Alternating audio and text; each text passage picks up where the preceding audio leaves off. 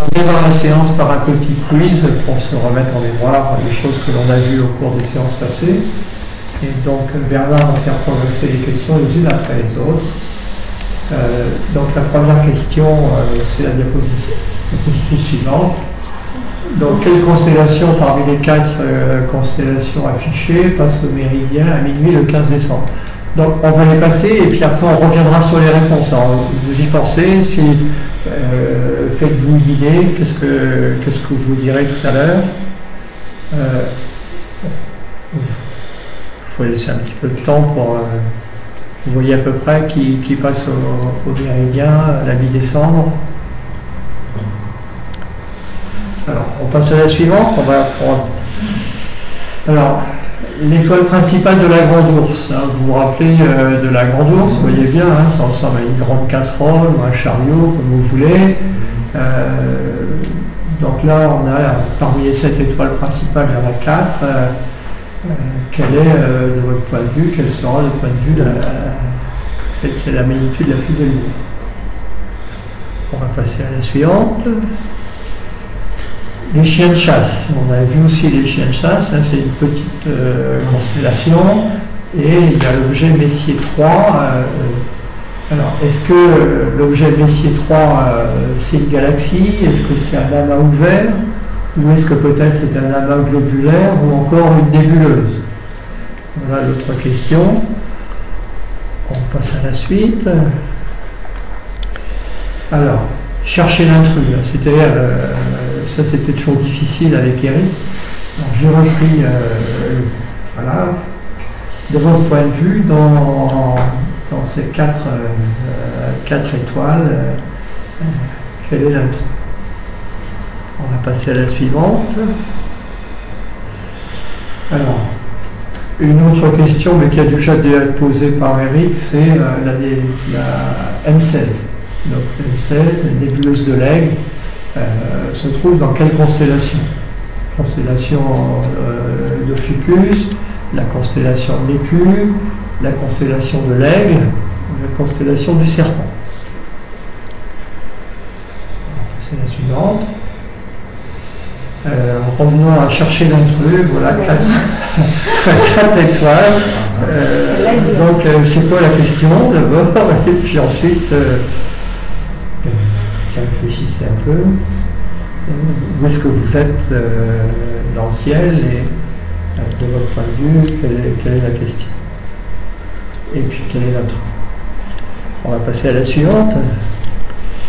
Alors, puis un peu, j'ai mis ça, c'est un aspect un peu visuel, hein, parce qu'on a présenté des dessins. Donc là, il y a une constellation que tout le monde reconnaît. Hein, et puis autour de cette constellation, il y a d'autres constellations.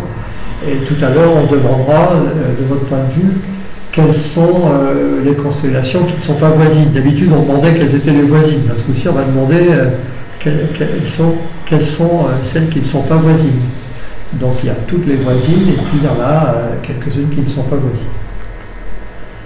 C'est la question suivante. Donc là c'est pour exercer l'œil. Bon, moi je sais par exemple pour un autre. Donc ça a été projeté, hein, et on l'a vu ensemble. Bon, voilà, ça a été fait. Un soir où il faisait beau, bon, c'était pas le fait. Mais on voit quand il y a pas mal de ça. Dans l'absolu, je dirais qu'il faut changer de vidéoprojecteur. C'est une façon de détourner de répondre. Alors, maintenant, on va continuer, puis on va reprendre diapositive par diapositive. Voilà. Alors, non, il y avait l'avant, je ne sais pas, alors on a disparu dans la présentation. Voilà.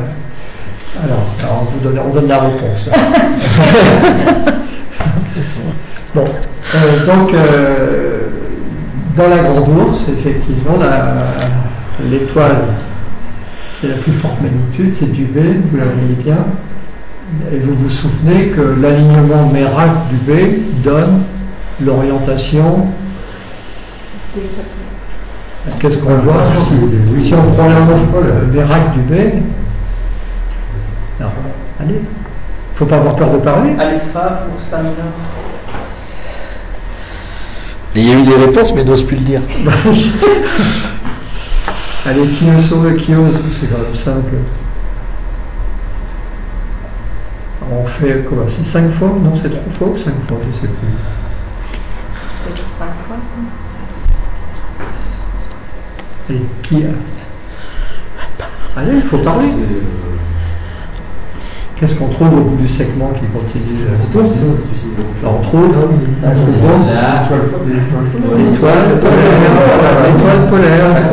Ah oui, c'est si simple d'avoir une dimension. On continue. Là, quand on avait des enfants pour le jour. Qu'est-ce que je suis mort?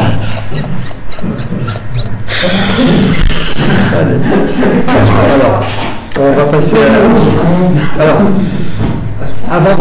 Alors, il y a une question, on a sauté une question quand même dans la présentation. Quelle est la constellation qui passe au 15 décembre au méridien?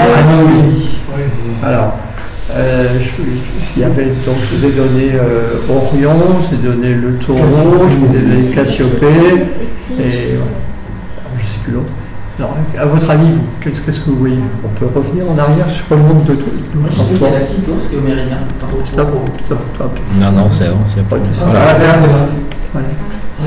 Orion. Moi, je dirais le taureau. Non,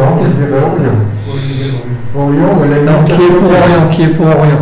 Moi, je trouve ça. Orion Cassiopée. Orion Cassiopée. Orion, je crois que c'est moi. Je crois que c'est Orion. Alors, qui est pour Cassiopée? J'ai un gros doute, mais je mise pour Orion. D'accord. Cassiopée, Qui est pour le triangle? Et qui est pour le taureau? Donc c'est le taureau. Yes. Oui,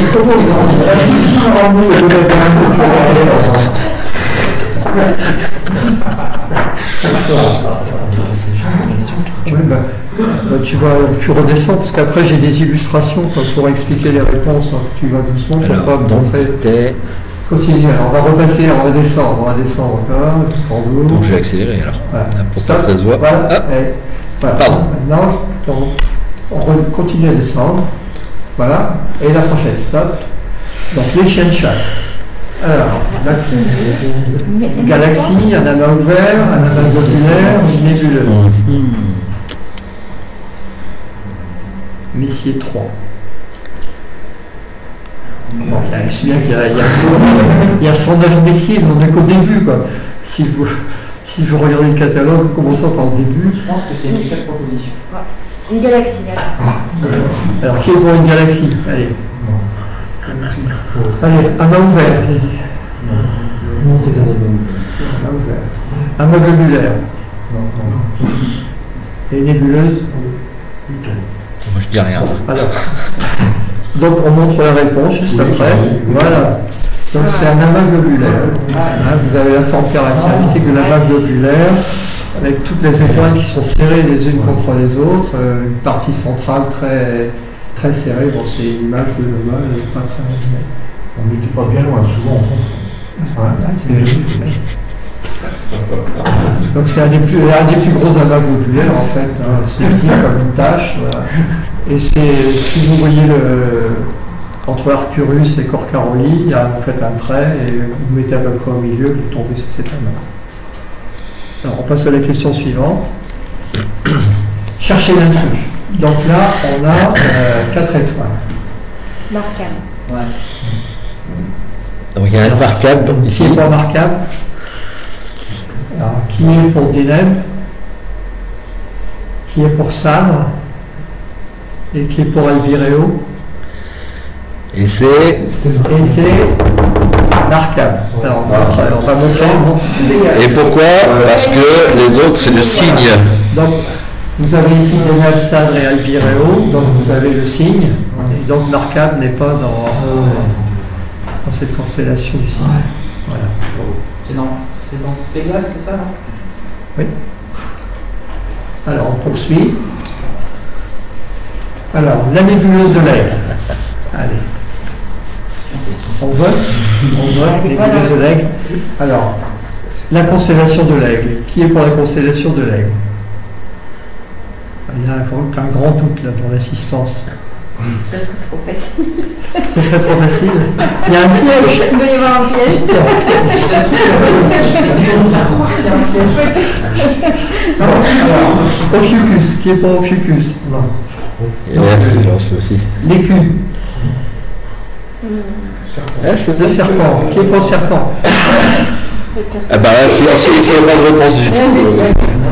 Alors l'aigle, Il y en a un qui se ouais, mais alors l'écu, personne? Non. Le serpent, Ophiuchus, Ah, il y en a un oui. Le plus, je sais.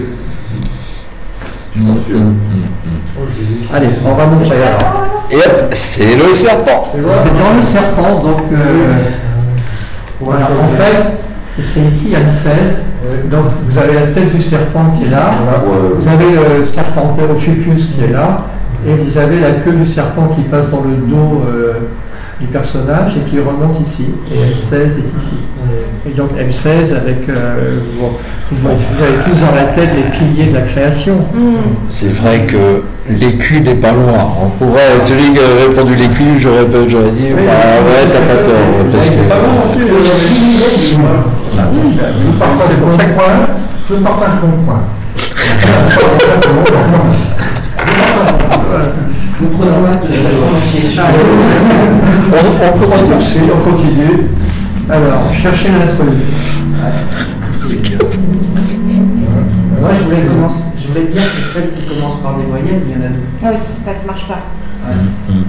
Les consonnes aussi. Mais ça marche pas non plus. Allez, Je dirais en bas à droite, là, Ouais. c'est une marque de voiture. alors, qui est pour Algénie? Qui est pour Algénie? Non, ça ne vous dit rien. Qui est pour Marcable? Qui est pour Alphéraz? On a un Alphéraz. Bon, pour le shit, il y a quelqu'un. Alors, non, personne ne veut se prononcer? Non, là, je sais pas. Bon. Je suis dans le. Alors, c'est vrai que cette question elle est un peu plus difficile en fait. Ouais. C'est 4 étoiles, 4 Pégase, mais une des étoiles n'est pas dans la constellation de Pégase. Et donc Alphéraz est dans la constellation d'Andromède, les 3 autres étoiles sont dans la constellation de Pégase. Et on va faire la réponse, on voit. Juste Donc il y a une étoile du carré de Pégase qui n'est pas pas dans le carré de Pégase. Et donc qui est l'étoile principale d'Andromède. Et le problème, si tu veux, c'est que Alphéraz, elle est, si tu prends les cartes, elle est à la jonction pratiquement de 2 constellations. D'accord. Mais elle est à l'intérieur Andromède, de la c'est constellation l'étoile d'Andromède. principale d'Andromède. Même si on l'appelle ça le carré de Pégase, c'est pas un carré. Alors, vous connaissez cette constellation, je sais pas. Hein, ça ressemble au cygne. Oui. Alors, est-ce que vous avez une idée des constellations qui ne sont pas voisines? Alors, Allez, Hercule est là, comment? Hercule est à côté, la Lune est à côté. Le lézard, L'aigle est à côté. l'aigle est à côté. Mais le petit et le renard ne sont pas à côté, je crois pas. Le petit renard. Le petit renard, oui. Le renard. Cassiopée est à l'opposé. Alors, allez. Le petit renard, qui est pour, qui est contre, qui est pour? Le petit Georges, qui est pour le petit renard? Qui ne touche pas, hein, qui. Alors, ensuite l'aigle. L'aigle, ça touche? oui. Oui, il touche. Ensuite, le dragon, Ben, il passe pas là. ça touche ou ça ne touche pas? Ça ne touche Ça pas. touche pas. Non. Ben, Hercule. Hercule touche. Hercule touche. La lyre. Elle est pas loin. Aussi, ouais. La lyre est pas loin. Oui. Mais c'est. Tout ne touche pas. Il y a Elle peut-être un touche. truc qui se glisse entre les deux. Céphée. Est-ce que Céphée fait partie de. Non, Elle touche ou elle touche pas? je ne sais pas quand c'est fait. Touche pas. Cassiopée. Cassiopée Non. non plus. Cassiopée non plus. Et après, Le lézard. je sais pas. Le lézard, oui. Et Pégase. Pégase touche pas. Pégase touche pas. Pégase est toujours côté, c'est fait. Ouais. Alors, on va voir le résultat. Voilà. Donc le dragon touche, Eh oui. la ligne touche, le petit renard touche, Ah bon. Pégase touche, le lézard touche, D'accord. ainsi que c'est fait. Donc Cassiopée ne touche pas, et Hercule ne touche pas non plus. Ça fait, je sais pas loin, Hercule, quand même. Voilà. Et on va passer à la dernière question pour les yeux. Alors, bah ça, alors là, on vient d'en parler en plus tout à l'heure, donc Allez, si là vous le trouvez pas, à vous. Ah, c'est quand vous regardez le ciel le soir. Un peu de temps. Hein, fait que- c'est une constellation qui est encore visible en ce moment. Hein. voilà. Assez haute d'ailleurs. Voilà. Ceux qui sont pour la lire, lèvent la main. Non. Ceux qui sont pour le signe, lèvent la main. Ah, il va falloir le montrer après. Hein. Le signe, Pégase lève la main, Pégase, et Andromède. Ah non, Non, pas le moment. bah si, je Eh, vous avez le droit de lever deux fois la main. Qu'est-ce que tu veux montrer, Georges? Allez, tu veux pas faire le volontaire désigné d'office? Non, mais je voudrais bien voir que quelqu'un me montre le signe. Ah, Bah, c'est qui a dit le signe? C'est alors pas ça. alors.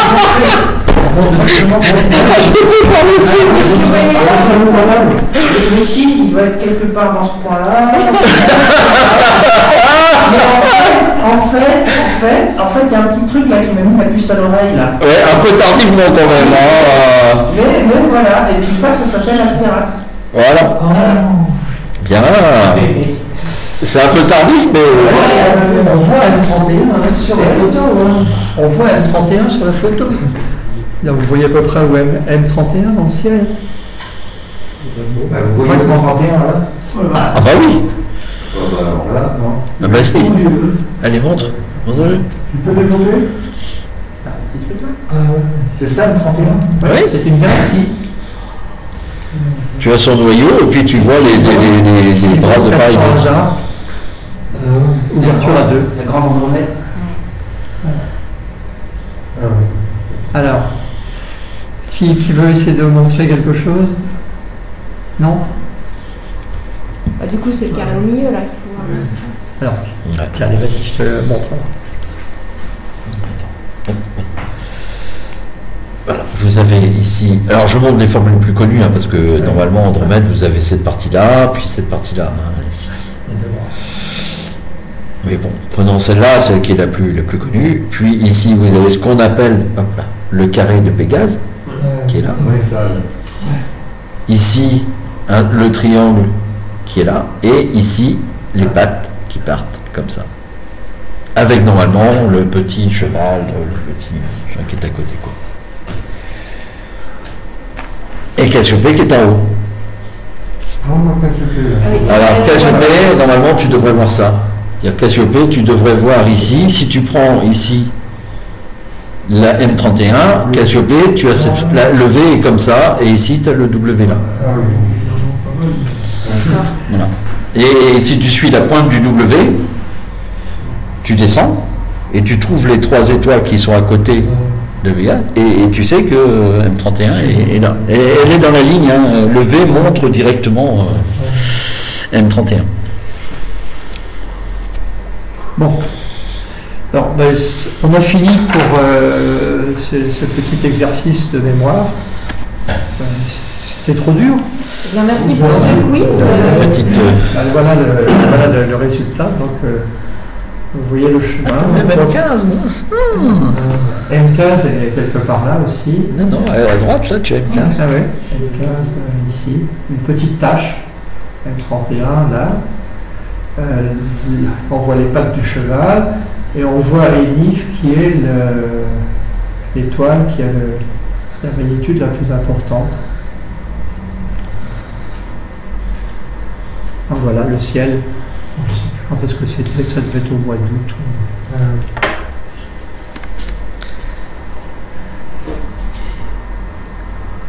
Voilà. Donc on va passer maintenant On va revenir à la présentation. Bon, Donc, les examens, ils sont durs. comment? Les examens, ils sont durs. Bah, c'est ce qu'on a vu au cours des 3 derniers mois. Sinon, les... Ah non, moi j'étais pas là, j'étais là.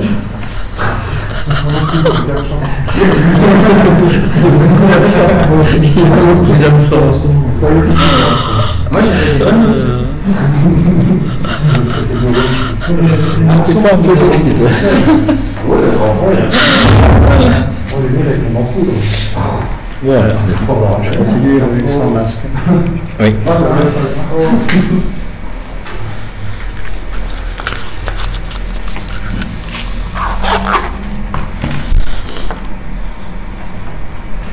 Bien, donc on va présenter maintenant la constellation de Persée. Persée est juste à côté d'Andromède. Et donc on passe à la première vue. Donc on avait déjà vu ce petit dessin qui représente un peu, c'est une vue du ciel faite par... j'ai retrouvé cette vue du ciel dans un ouvrage de Camille Flammarion, hein, les étoiles. Dans l'astronomie populaire, c'est son tome 2. Là, c'est la diapositive suivante. Alors, nous, on ne voit pas ça, mais ça, c'est pour la culture générale. Ici, vous avez une peinture de Véronèse que vous pouvez aller voir au Musée des Beaux-Arts à Rennes et qui représente aussi Persée venant délivrer Andromède enchaîné à son rocher. Et vous avez le monstre marin qui est derrière. C'est une des grandes peintures du Musée des Beaux-Arts de Rennes. Kraken. Très très connue. Donc, on va pas revenir sur la mythologie, un petit peu peut-être. Donc, Andromède est la fille de Cassiopée. Cassiopée donc, est mariée à Céphée. Le royaume de Céphée, dans la légende, est au sud de l'Égypte. Donc, elle s'est retrouvée enchaînée par son père à ce rocher pour que le royaume de son père puisse échapper à des fléaux Kraken. sur le pays ou sur le royaume de son père.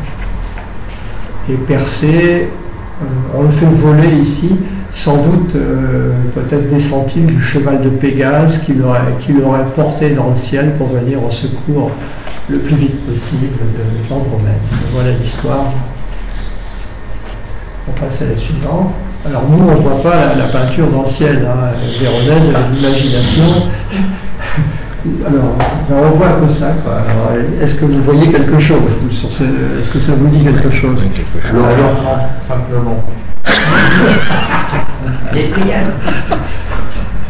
Alors, donc voilà, voilà un peu les étoiles.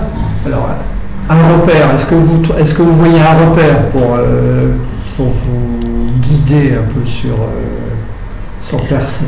Il y a quelque chose qui devrait vous choquer quand même. Il y a un amas globulaire à gauche. Ça ici, hein? Ouais. Il s'appelle comment cet amas? Ici, C'est le Pléiade, ça va. 45. C'est les Pléiades, oui, c'est bien, c'est les Pléiades. Et donc on va distinguer, on va voir ici maintenant, on va voir un ensemble, l'astérisme se présente comme ça, ouais. Et donc il va ici, on a la pointe, on a ici un bras, on va regarder, et on a ici la fameuse étoile Algol. Alors on passe à la diapositive suivante, comme ça vous allez voir plus rapidement voilà le schéma. Donc les Pléiades. Ah non, pas le micro-train. On n'est pas en Afrique du Sud. Ça a été fait avant. L'original, Donc voilà la présentation. C'était fait dans mon jardin, hein, sur l'Orient Centre.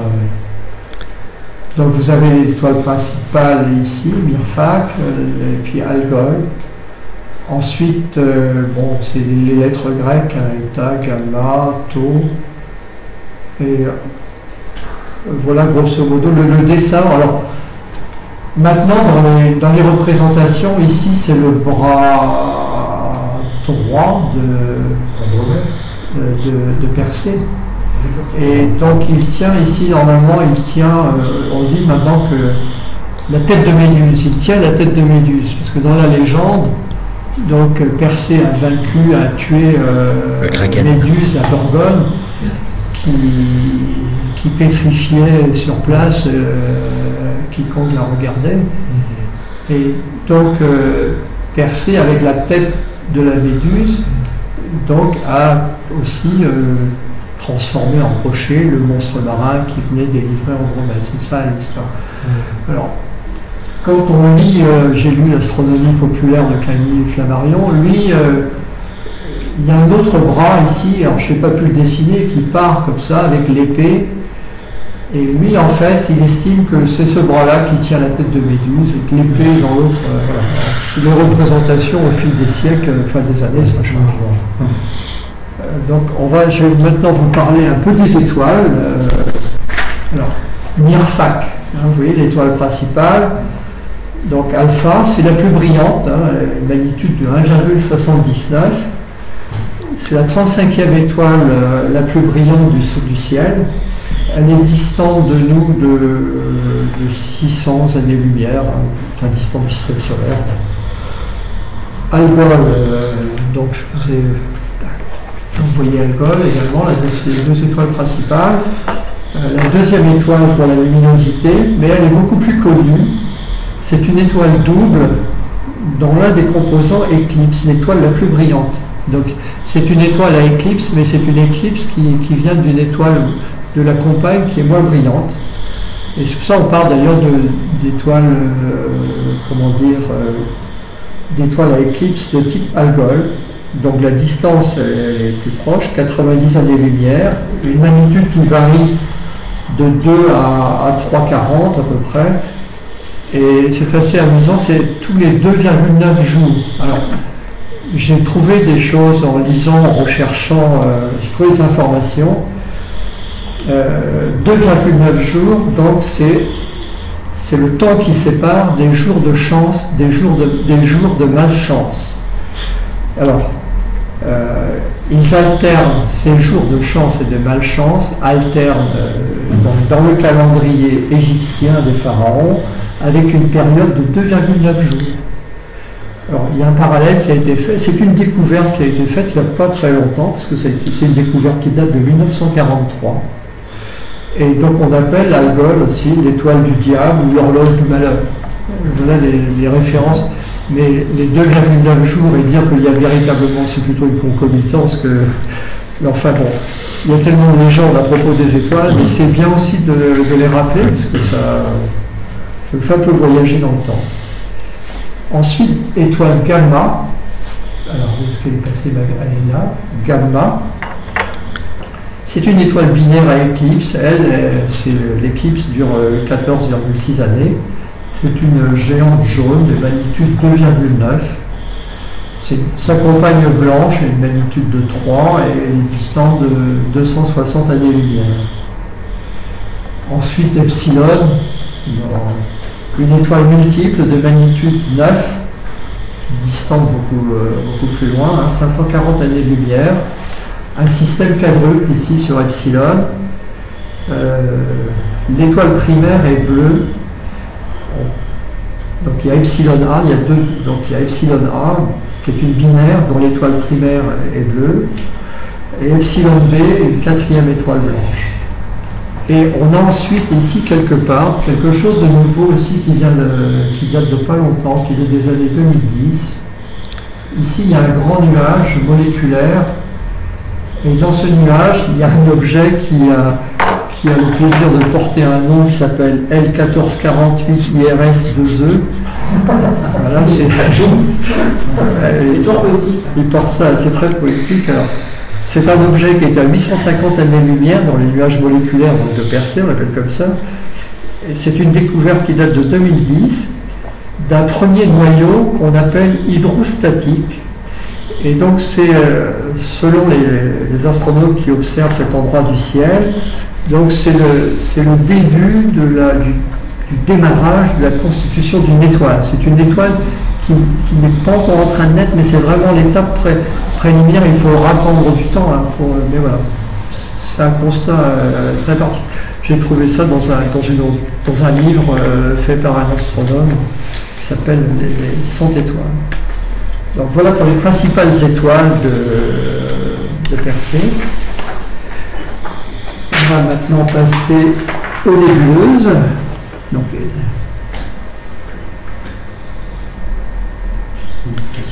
Un nuage moléculaire, si, des nuages moléculaires, ça existe dans les constellations. Ce nuage moléculaire ici dans Persée, il n'est pas visible. Il faut le regarder dans l'infrarouge. Et c'est un endroit où il y a la naissance d'étoiles. On en reparlera tout à l'heure. Alors, les nébuleuses. Voilà, alors là, j'ai pris mon texte, donc il sera dans le diapo, donc vous avez l'ensemble des éléments, c'est ce dont je viens de parler. On passe à la diapositive suivante. Alors voilà alors je reviens à des schémas, je fais des schémas simples parce que sinon souvent on a beaucoup trop de choses, c'est pour essayer de se fixer sur ce que l'on va voir, mais il y a déjà pas mal de trucs. Donc on va maintenant parler des nébuleuses. Donc ce sera le point de repère et donc tout s'appelle, se démarre avec des appellations que vous connaissez. Moi je mets N parce que j'ai pas trop de place, c'est NGC. Et donc on part, c'est généralement comme ça, et les numérotations, les numéros vont progresser dans ce sens-là. Donc on va commencer par, ça va être N744. Donc on va passer par là, puis on va venir par ici. On va vous montrer. On reviendra sur la carte ensuite. Donc, oui, c'est pas terrible la présentation, c'est pas très au point en fait encore. Alors, on va commencer, on revient sur la carte. Alors, tu peux en venir, on verra. Donc, la nébuleuse la plus connue de Persée, c'est cette nébuleuse, la nébuleuse Californie. Donc, c'est une nébuleuse en émission qui était illuminée par cette étoile qui s'appelle Xi, qui est une étoile géante. La nébuleuse a une dimension importante parce qu'elle fait 70 années-lumière sur 17 années-lumière. Donc, ça vous fait l'année-lumière, on arrondit à 9 milliards 500 millions de kilomètres à peu près. Donc, vous multipliez tout ça, vous voyez à peu près les distances, la taille de la nébuleuse. Elle a été découverte par, alors c'est Barnard, mais l'astronome américain, mais il y a Emerson Barnard et l'autre, je ne sais pas quel est son prénom. Donc ça c'est la nébuleuse la plus importante. L'autre nébuleuse qui est aussi très connue, c'est Messier 76, elle est ici. Ici, c'est une nébuleuse planétaire. Donc M76, découverte par Pierre Méchain en 1780. Elle fait 3 années-lumière sur 2 années-lumière à peu près. Et comment dire, la distance est mal connue. Wikipédia le dit, on parle de 3400 années-lumière. Et la magnitude de l'étoile à l'origine de la nébuleuse, 16,6. Donc c'est la matière qui est autour de l'ensemble qui a dégagé, c'est l'étoile qui est au centre de ces nébuleuses qui dégage la matière qui fait quand même. Alors, cette nébuleuse s'appelle la petite Dumbbell, parce que lorsqu'on va la voir, on va passer, tu fais 2 sauts, vas-y, voilà, encore. Ah non, donc voilà la nébuleuse Californie, donc ça c'est celle dont on vient de parler, la plus grande. Ensuite on a la nébuleuse, ça a été fait par Cédric, la nébuleuse Messier, donc ça je pense que c'est Eric qui a dû faire... c'est ce qu'a fait Eric comme photo. Donc ici, vous avez, ça ressemble à un petit altère, hein, vous voyez. Donc je ne sais pas quelle est l'étoile, par contre, je serais incapable de vous dire le nom de cette étoile. Donc c'était Rennes. Et ensuite, une autre image, encore, si on poursuit. Donc c'est toujours Cédric Raquenot qui a fait d'un peu plus proche, on voit la forme de l'altère de cette nébuleuse M76. Ensuite, on va descendre tout à fait en bas de Persée, vous avez près de Omicron. On passe à la diapositive suivante. Alors. Là, c'est IC348.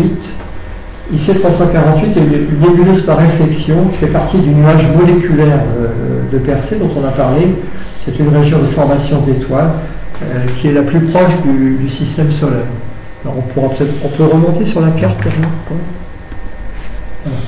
Voilà. IC348 est là. Vous voyez, on avait vu au micron tout à l'heure, hein, ici, IC348 est là, et NGC, et le nuage moléculaire est quelque part par là. Je n'ai pas trouvé de plan qui donne, de carte qui donne un emplacement précis de ce nuage. Mais ça se passe par là. On va ensuite, on va passer à la nébuleuse 1333, elle est juste à côté, voilà, on va en parler. La suivante. Alors là, c'est une image de Hubble. Donc c'est une nébuleuse par réflexion donc dans le nuage moléculaire de Persée.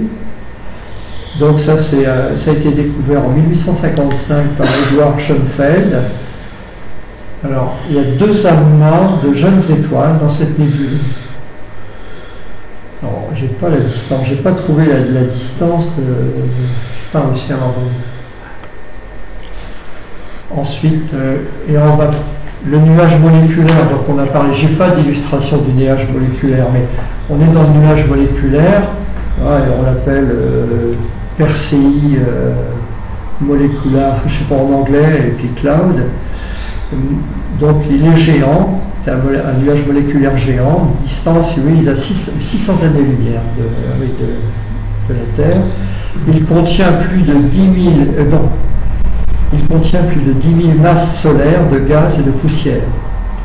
Il est invisible à part les amas IC348 et NGC 1333, où des étoiles de faible masse sont formées. Il est lumineux dans l'infrarouge. Voilà les caractéristiques de ce nuage, qui est dans le bas de Persée par rapport au petit dessin que j'ai produit. Donc voilà les nébuleuses. Donc, ce qu'il faut retenir dans Persée, c'est surtout la nébuleuse Californie et puis MM76, les deux.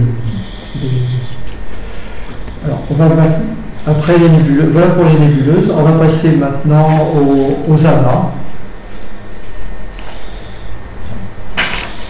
Alors, on va peut-être commencer directement. Je vais les prendre les uns après les autres. On va passer aux images directement. Ok. Alors, moi j'ai pu voir beaucoup de choses. Alors, donc on a vu les nébuleuses, on a vu les nébuleuses. Pratiquement tout le reste, ça n'est que des amas, à part quelque chose ici, qu'on verra à la fin. Tout ce que vous avez là, ce sont des amas. Donc, on parle d'étoiles sans amas. J'ai fait lire, on a lu tout à l'heure des réflexions de Camille Flammarion sur Persée, et il parle ça avec enchantement, avec romantisme, du ciel étoilé, et ça correspond tout à fait à Persée. Donc, on va démarrer par le 744. Voilà, le 744, vous l'avez là. Ensuite, vous avez ce qu'on appelle ici le double amas de Persée, qui est très connu. On le voit aux jumelles, très très connu. À côté de lui, vous avez l'amas 957. Ensuite, pour rester à peu près on descend à l'amas M34, Messier 34. Ensuite, 240. Après 1039, alors 245, je ne sais plus trop. Bon, je saute donc oui, le 1245, donc ça c'est 1039. J'aurais dû mettre NGC 1039. 1245, vous l'avez là. Ensuite, vous avez 1342, il est là. Vous avez partout, 1444. 1495 à côté, 1513, il est là, 1528, vous l'avez ici, 1545 également, là, 1582, alors il est là, Et puis, alors j'ai mis Melotte 20 après, parce que c'est un grand amas qui est situé autour de l'étoile principale, Mirfac. On appelle l'amas de. Il y a le double amas de Persée, et celui-là, c'est l'amas de Persée. Amas, Alpha de Persée, le double amas. Et alors, on peut les reprendre un par un, on va faire l'effort, on va prendre les vues une par une. Donc voilà le NGC 744. À 3940 années-lumière du système solaire, une magnitude de 7,9, l'âge de 170 millions d'années. Donc, c'est un amas ouvert. Ensuite, les deux amas, la diapositive suivante, c'est le double amas de Persée. Et je vais prendre une lumière. Je peux faire ça, hein?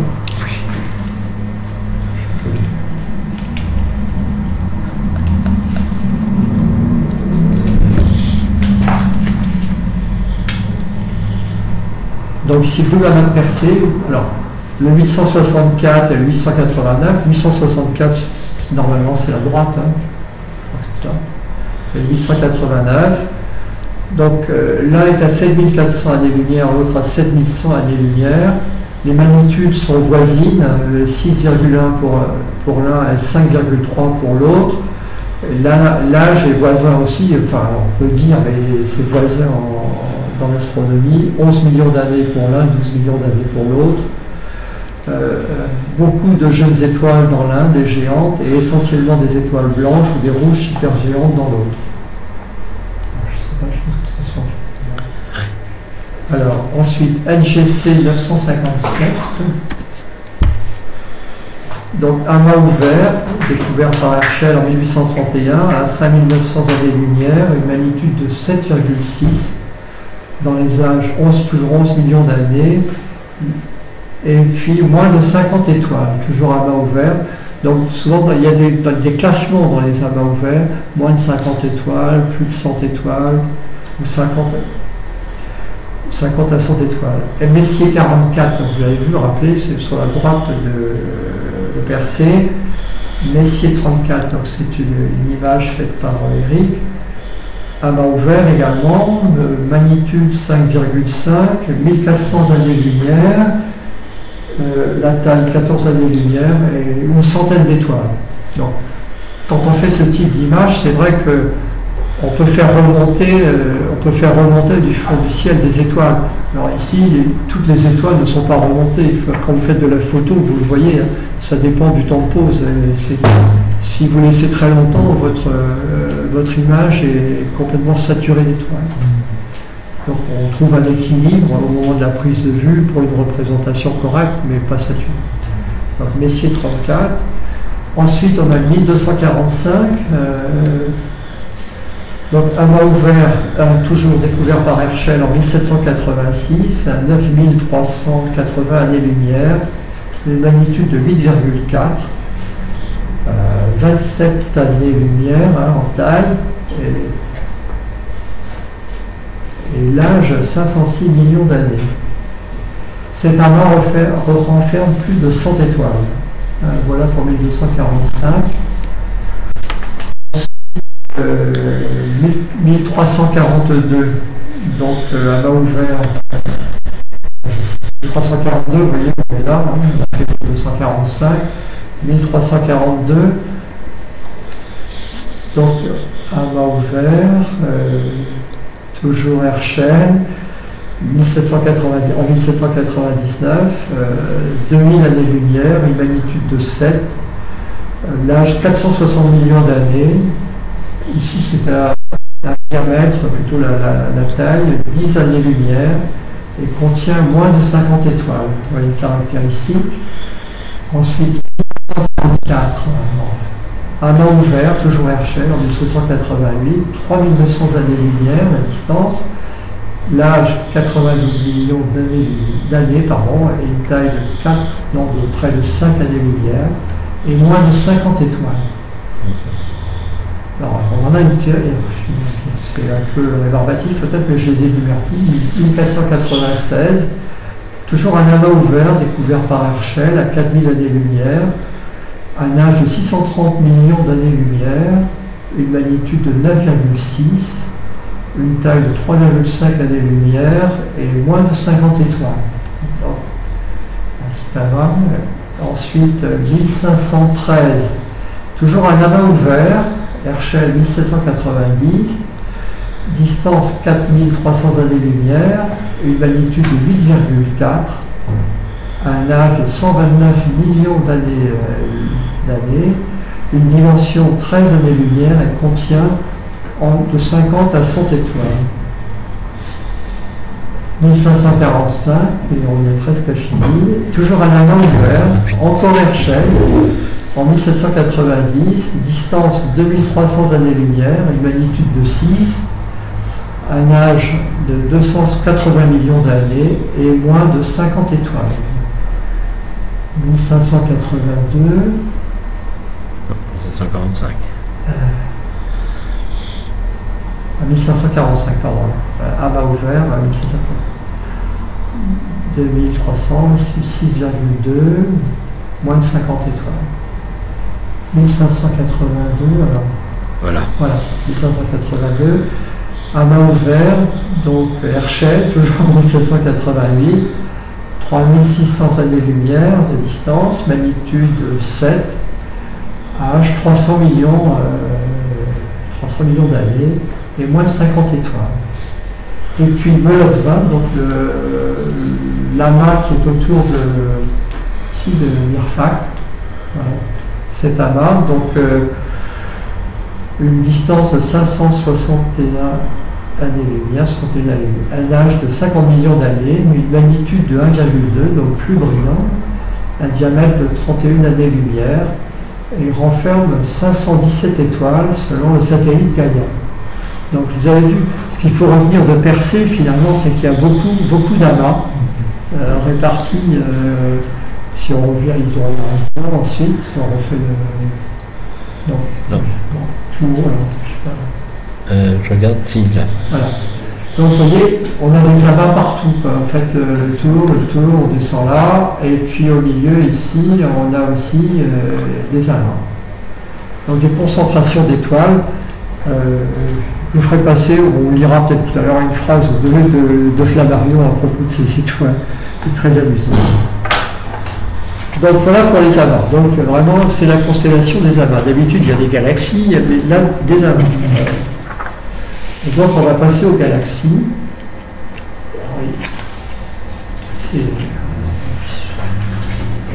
Alors, les galaxies. Donc on peut peut-être essayer de mettre le plan avant, excuse-moi, je peux mettre le plan. Alors les galaxies, vous en avez ici 3. 1058, 1023, 1003. Et ici, vous avez Abel 426, qui est un amas de galaxies. D'habitude, on voit les galaxies, il y a des grandes quantités, mais ici, c'est véritablement un amas. Alors, si on prend, on verra les images ensuite, 1003. Ben voilà, c'est 1003, donc c'est une galaxie spirale, donc découverte par Herschel en 1784, à 28 millions d'années-lumière, une magnitude de 11,5, et donc c'est une petite galaxie par rapport à nous, par rapport à la Voie lactée, 36 000 années-lumière. Ouais, c'est pas un gros modèle, on peut dire comme ça. Donc une photo, une image faite par Hubble. Ensuite, on a 1023, donc, qui est un peu en dessous. Galaxie, cette fois-ci lenticulaire, découverte par Herschel en 1786, une magnitude de 9,4, un peu plus grande que la précédente, 62 000 de taille, 62 000 années-lumière. Troisième galaxie spirale, donc par Hubble. Donc cette fois-ci, Herschel encore, 1787, distance 24 millions d'années-lumière, une magnitude de 11,2. Alors celle-ci est toute petite, 17 000 années-lumière. Je ne sais pas si on peut dire une galaxie naine, je pense que c'est parce qu'on peut appeler ça une galaxie naine. Et ensuite, on poursuit. Alors ici, donc l'amas de galaxies, alors je n'ai pas trouvé qui a fait cette image. l'amas de galaxies de Persée. Donc tout ce que vous voyez, ça c'est une galaxie, ça c'est une galaxie, enfin là c'est une galaxie, il y en a partout. Donc les premières informations que j'ai réussi à trouver sur cet Abel 426, qui est de l'amas de galaxies de Persée, on est là à 250 millions d'années-lumière, hein, donc c'est très très loin. C'est un des plus grands objets du ciel. C'est un champ de 15 millions d'années-lumière. Il compte, ici, je marque, il compte environ 190 galaxies, amas le plus brillant dans le domaine des rayons X. Et donc j'ai retrouvé après d'autres informations, c'est pas 190 galaxies, mais c'est plusieurs milliers de galaxies. Et donc on va voir la galaxie centrale, ça doit être celle-là, de cet amas, c'est dans l'image suivante. Donc ici c'est NGC 1275. Donc c'est la galaxie la plus brillante, avec une magnitude de 11,9, située à 240 millions d'années-lumière. C'est donné comme étant la galaxie dominante dans le centre de cet amas de galaxies. Et bon, vous avez ici l'autre, NGC 1279, et ici, il y a une photo ensuite de Hubble qui suit. C'est aussi NGC 1275, vu d'un peu plus près, parce qu'elle fait l'image de Hubble. Et on voit la dernière image, toujours faite par Hubble, elle est toujours à 3, cette fois-ci, on va être à 350 millions d'années-lumière, tu peux faire. Et donc là, on est sur UGC 2665, c'est cette galaxie, 350 millions d'années-lumière. Et donc quand c'est à partir de cette information, à partir de cette photo, qu'ils ont compris qu'ils avaient affaire à un amas, pas de 190 galaxies, mais de plusieurs milliers de galaxies. Donc il y a une concentration à cet endroit particulier de Persée, une concentration de galaxies dans le ciel. Donc, voilà ce que je pouvais vous dire sur la présentation de Persée. Donc, savoir, vous avez des objets de Messier que vous pouvez retenir, hein, M34, M76, et puis la nébuleuse Californie, les amas, le double amas de Persée près de la tête de Persée, et puis l'amas alpha de Persée autour de Mirfak. Voilà, il faut un grand trait pour avoir garder un peu une structure. Mais c'est vrai qu'il y a une énumération très très grande, très très longue d'amas. Alors, si vous avez sans vouloir abuser de votre patience, on peut allumer. Je vous laisserai la photocopie si vous voulez après. Alors, il faut que je trouve des phrases. J'ai pas dû souligner les phrases importantes de l'ami Camille.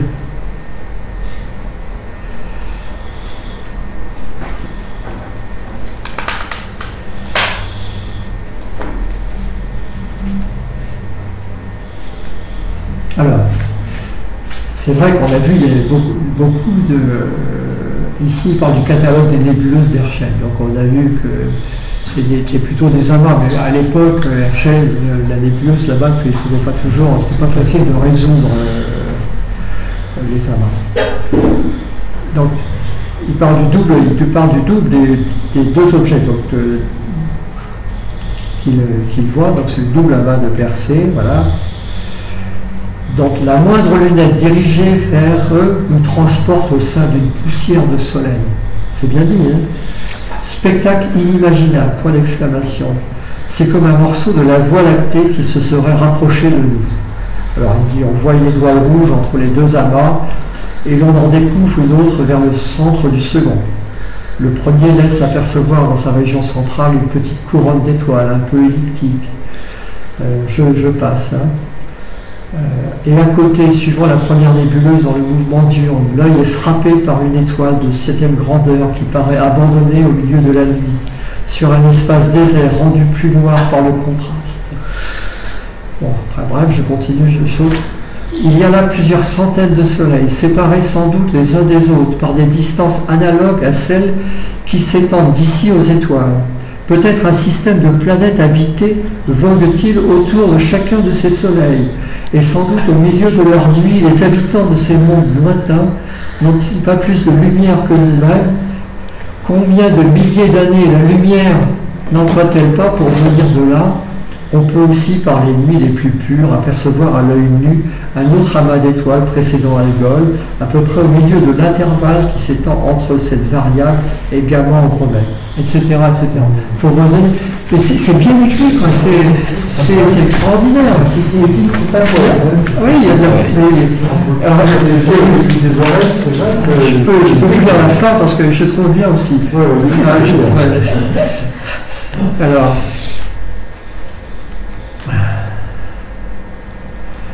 Je résume parce qu'il y en a tellement. Quelle est l'âme contemplative? Quelle est l'intelligence curieuse qui pourrait continuer aujourd'hui de voir avec indifférence le ciel se peupler d'étoiles à la nuit tombante, sans désirer reconnaître ces étoiles à mesure que leur lumière perce les clartés évanouissantes du crépuscule, sans désirer les nommer par leur nom et recevoir d'elles ces secrets que depuis tant de siècles elles gardaient dans leur sein, sans désirer surtout voir de plus près ces lointains univers et admirer personnellement ces agglomérations de soleil dont le rayonnement scintille là-haut pour les êtres inconnus qui palpitent dans leur lumière. Et alors, la fin du fin, ô transfiguration du ciel, nous sommes nés à propos pour te connaître et pour jouir intimement de tes révélations sublimes. Aveugle qui regarde le ciel sans le comprendre, c'est un voyageur qui traverse le monde sans le voir, c'est un sourd au milieu d'un concert.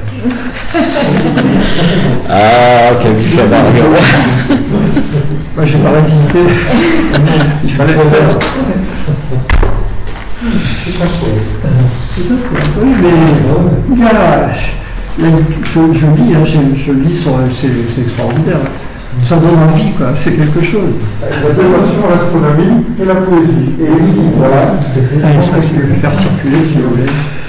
Donc voilà, j'ai fini la présentation. C'est-à-dire que il y avait beaucoup d'amas, mais c'est parce que c'est la caractéristique de cette constellation.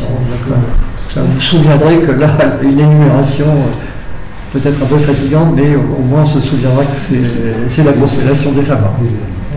Les amas de tout, hein, les amas d'étoiles, les amas de galaxies, il y a un peu de gaz de temps en temps pour les... Il y a sûrement du gaz, oui, dans la partie tout à fait, dans la partie sud, nuages moléculaires. Sud ou nord, suivant comment on dit. Oui, il n'y a pas d'eau, il n'y a pas de bord. Suivant comment on tourne, ça change tout. C'est bien, on apprécie ton exposé et je m'aperçois que tu progresses bien. Ah bon, merci. Tu as continué. C'est bien, c'est bien. Merci, c'est bien. Ta camiastenie. Des questions? Non? Rien, c'est complet, c'est bien. Bon, on va clore alors cette présentation et puis comme d'habitude on dit toujours la même chose. Je sais qu'on se répète, mais j'espère que la présentation vous a plu et que vous nous ferez le plaisir de mettre un petit pouce en l'air quand vous la regarderez. Voilà qui clôt la présentation de la constellation de Persée.